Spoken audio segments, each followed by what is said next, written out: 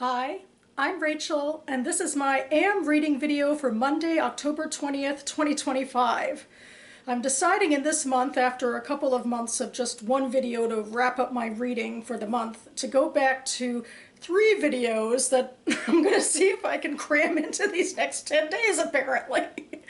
But I thought it'd be fun, and I could bring back some things that I haven't been able to do as much in the last 2 months, just quicker off-the-cuff videos, hopefully, and most importantly, bringing back my literary journal reading. So, you know, just a little bit of that before in November I'll go into NaNoWriMo and not do these videos anymore. I don't actually have a lot of completed books to talk about this video, but the one I did complete actually turned into a more significant issue than I thought. So I do think I have some substance coming up, so stay tuned. Anyway, I'll start first with this literary journal, which I last picked up on my cruise in July. I am reading from Boulevard, numbers 107 and 108. This was from 2021. And the story I read this week is Baby's First Luau by Megan Kakimoto. This takes place in Hawaii and goes into some detail about an actual luau and how it would be celebrated there. Although how we start is with the baby's uncle and his mistress being late for the party because their cat suddenly died. And more than that, to get even more into death commentary, in fact, this luau isn't for a living baby. The baby tragically died within like a week or so of being born. And so the grieving mother decided to hold like this traditional luau anyway, even though, you know, the guest of honor isn't with us to, you know, get the ceremonial import of everything happening. So I like this story, although I think it did a little too much head hopping. Like we were with Raymond, who was, I guess we'd say the main character because we started with him. His wife lives on the mainland and they're estranged and not separated, but he hasn't been quite able to divorce her yet, even though he's been in a long-term relationship with his mistress Judea. And, you know, the cat was supposed to kind of bring them together, but I think it brought them together by way of Judea thinking, okay, I'll stay with him because we have this cat in common. But as we go to them at the luau, we realize she's pretty much ready to let him go. After this, they have nothing tying them together anymore, according to her. So we go into the 2 of them, then we go into the parents who lost their child, Marcy, who's Raymond's sister, and then Leonard. And then we even go into their grandma. And by this point, I'm thinking this is a short story. I think we're jumping heads a little too much here. And the characters kind of started to sound the samey, because we had to stay on point with a pretty simple theme about, you know, death and what it does to a family and, you know, how it impacts emotionally and that sort of thing.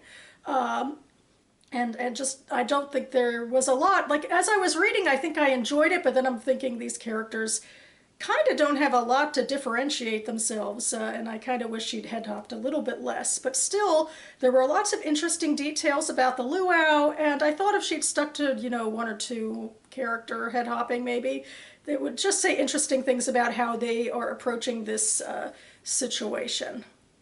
Next, the book I finished this week is Your Presence is Mandatory by Sasha Vasilyuk, which I read for a book club. And the book club conversation gave me more to think about than I thought it would, although I'm worried I got a little too defensive in my head, really, not in person. But I did actually write a book review that I think I'm kind of proud of for this one on Goodreads. Anyway, the book is the fictionalized account of the author's grandfather, that in real life, Vasilyuk's grandmother, after her grandfather died, found a letter to the KGB. And for more context, so these are Ukrainian Jews who largely lived through the Soviet period. Vasilyuk is around my age, and she was born in the dying days of the Soviet Union and immigrated from Ukraine to the US in the 90s, I think. And so her grandfather was known, Yefim was known to be a war hero who fought with the Red Army from the beginning of the war all the way to Berlin, which is, you know, the end of the war, as in the defeat of the Nazis. But he was very close-lipped about it, very taciturn about his experience. Was a man who obviously had many secrets that impacted his family throughout the decades. And they found out after he died that he had preserved one letter that he wrote the KGB in 1984, which told his actual history of what happened during the war. And then this book dramatizes that history and gives interiority to Yefim, which, Vasilyuk couldn't have had, because he didn't open up to her about all of this as he was alive. So that's why in fiction, she's able to imagine, his state of mind as he was going through all of these things. Namely, he was captured by the Germans pretty early in the war. He was a Soviet Jew, so it was very dangerous if he was found out to be Jewish. He could have been killed on the spot. Instead, he languished in a horrible prisoner of war camp with horrible conditions. He and a friend were able to run away after a year or so, but then they were caught by the German police, and then they were kind of sold into this slavery program for Soviets that I had no idea that this existed during the war, and neither did a lot of people in my book club either. And so he spent the war basically either being a prisoner of war or being in this slavery situation to German citizens, until ultimately by 1944, 1945, the tides were turning. He was able to escape again and rejoin the Red Army as they marched on Berlin. He did tell the story sort of like, well, a lot of, at least being a prisoner of war, but, they needed the soldiers, so they had him join the fighting, which he then survived. Then he went home to find out what happened to his family in the Ukrainian village he was from. And then he had to register basically with the Soviet government, and he found a sympathetic government man who falsified his papers, because by this point, the propaganda around the Great Patriotic War was that a Soviet soldier was there, to either kill or be killed for Mother Russia. And if you were a prisoner of war, or probably even worse in this slavery system, you'd be seen as either a coward or a collaborator for having too much time spent with the enemy. And a lot of prisoners of war were sent to work camps for like a decade, like one of Yefim's friends was. But Yefim escaped that fate because of his falsified papers, and, for the next several decades, he basically was lying to his family and lying on all of his government papers, all of which would ask, about, war history, to save his skin, to save his life. But then, there is deeper questions in here about, who are you really keeping secrets from? What does this really say about your life, your relationships with your wife and your children and grandchildren, but also with yourself? Like, there was no room, I would think, in the Soviet Union to actually honestly heal from the trauma that he went through because of, the propaganda they all had to uphold. But he shut the door, and, in a way it was, obviously his own personal decision that he shut out his family, and he shut the door on reliving the past. And so I thought it was a really fascinating character study in that way, and brought up a lot of interesting history about the war. But my book club was a little bit different. It's a synagogue book club, and a lot of the members are already older who attend the Sisterhood Book Club, and particularly for this book, I think a lot of people who were the children of Holocaust survivors, or particularly the children of Ukrainian Holocaust survivors, or people from Ukraine, were there, and they weren't as happy with the book. And I think in part this has to do with something bigger. Like with this book club, we read a fair amount of historical fiction, but people approach historical fiction less about the story and less about the fictional part of the story, which they tend to sometimes begrudge. They're more interested in talking about their own personal histories and using the book as a jumping off point. And they were frustrated because this book really doesn't portray a lot of the broader truths about the Holocaust and the broader truths about Ukrainian anti-Semitism. That wasn't really, I think, the scope of this book. Maybe there could be arguments, and people made those arguments, that the author could have included more of it in parts of it once Yefim made it back to Ukraine and we're jumping through the decades into the modern day, or at least, ruminated on it a little bit more once he actually got home, well, you know, and saw what happened to his family, or ruminated on it after the fall of the Soviet Union, and, you know, Jews were, you know, starting to interrogate their history and their Jewish identity a little bit more, and Vasilyuk is part of that. You know, I think that's part of what she did in her own life and in this book too.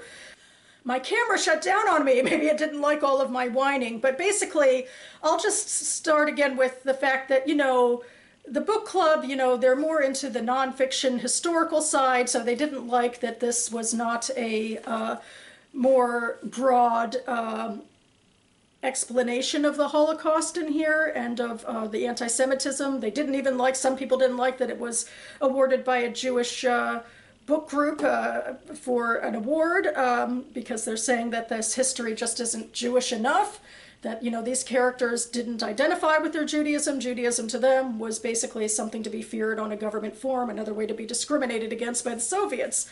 And for me, I'd argue, you know, this is part of our Jewish history, even though they experienced Judaism differently. But of course, I tend to read books with even less Jewish content and call them Jewish. So anyway, for me, ultimately, you know, I do feel like they brought up points and I wanted to contend with them. And, you know, these are children of Holocaust survivors. There's a lot of emotion on the floor here and a lot of valid trauma on the floor here. And I do think, I wish in some instances Vasilyuk may have brought in a little more history, a little, like to be a little more nuanced and broad in scope. But at the same time, because I'm a fiction reader, and one person at the end of the meeting said something finally that I was like, thank God someone sees this book the way I do, because fiction is about seeing the interiority of characters, and it's especially important, I think, for historical fiction, because we don't get access. You know, Vasilyuk didn't get the access to her grandfather's mind, and yes, that means that this is a fictional account of what happened. But if you're able to do the research into the psychology and the history, then maybe you can preface in this book like a possibility of what somebody might have been going through, you know, psychologically, internally during this time. And for me, it really worked. And this other person in the group said, this book is not actually, as some of the complainers said, they would say, this is a historical fiction book about the experience of a prisoner of war. And I would disagree with that too. I would say this is a historical fiction book about a man who kept secrets and what that cost him. And so at the end of it, I feel like I still really did enjoy this book, and I can't allow a rather heated discussion in a book club to completely run me over. I mean, I wanted to, you know, give their thoughts and opinions some, you know, ground, and I'm really glad that we had this talk before I wrote the review or sat down here. But I think at the moment, despite the fact that I'm young, it's nice to be young in a certain situation nowadays, that I didn't live through this history. My own family left Tsarist Russia, you know, well before the Holocaust and the heyday of the Soviet Union. But I feel like coming at this book, you know, the way I come at fiction as a character study, I think I got something out of it. And I am still handing it off to my dad, who, you know, enjoys World War II historical fiction. Next, I am almost finished, I hope, I think, with this book on Audible. This is While the Dark Remains by Joanna Ruth Meyer. This is a 2025 adult fantasy release. This is Joanna Ruth Meyer's first fantasy. I think I've read all of her previous books, which were YA fantasy. I've also read and own all of the other books, but I'm jumping over to Audible and audio for this one for the first time. And I wonder if that's doing something to me as well. Like usually in the other books, I could get swept up in her language, and I think, unfortunately, maybe universally or more broadly with audio, I don't focus on the language as much, which is a downfall, I know, of audio. Mostly I do audio and physical reading to try to cram in as much reading as I can, and, you know, I can, you know, yeah. And I listen to audio like, you know, on public transit or walking or, you know, that sort of stuff. But anyway, Joanna Ruth Meyer kind of has two settings, I think, in her book. She has sort of fairy tale settings, and then she has more robust epic fantasy world settings, and this is more the epic fantasy world setting, which for her YA books, that was sort of my preferred mode for her, which has me off the beaten path a little bit. I think a lot, her most famous book is definitely one of the fairy tale books. This one, though, it isn't working as well for me. I mean, first of all, it's adult in name only. It's a little more violent, basically, and it has a slightly older protagonist. But I think in terms of the characterization and what we're focusing on in the plot, it still has a very YA feel. So our main character is named Brenya.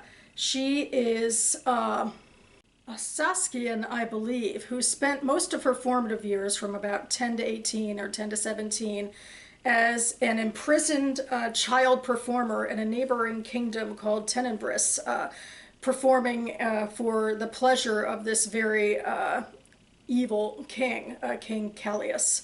And then she was ultimately able to escape, and what do you know, actually, one of the other captives was the princess of her own kingdom, although that person was thought to be someone else, which I think that's a good thing. You know, it gets too hairy if, you know, the king is able to keep, you know, a crown princess captive like that, you know, and people just let that happen. But anyway, actually, these two kingdoms of Saskian and Tenebris have been fighting for a long time.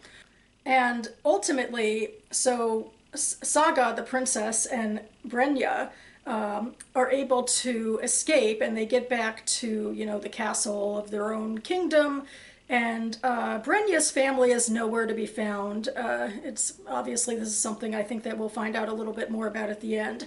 But she's brought in as, you know, a revered guest, I guess, of the palace for, you know, saving Saga. And also, though, it seems like she might have some utility because the Saskian army is ready to try to end the war. They have, because of the way that Brenya and Saga were able to get out, they have a way to sort of sneak in to the kingdom of Callias's castle in Tenebris.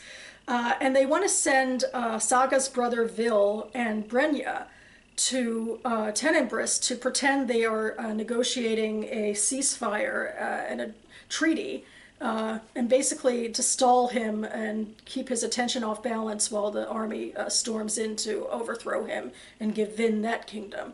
And Brenya's there because, well, first of all, she's an acrobat, so she can kind of squeeze into lots of convenient places, and she actually did spend her formative years in Tenebris escaping from her cage at night, and she knows the layout of the castle pretty well. So she's supposed to be a spy, and frankly, I think it would have been better, it would have made more sense instead of dressing her up as a fake princess to be under the eye of the king, that to like dress her up as a servant where maybe she'd go more unnoticed. But, you know, for plot purposes, I guess we have to up the ante and have all of these characters in each other's faces and in danger and that sort of thing.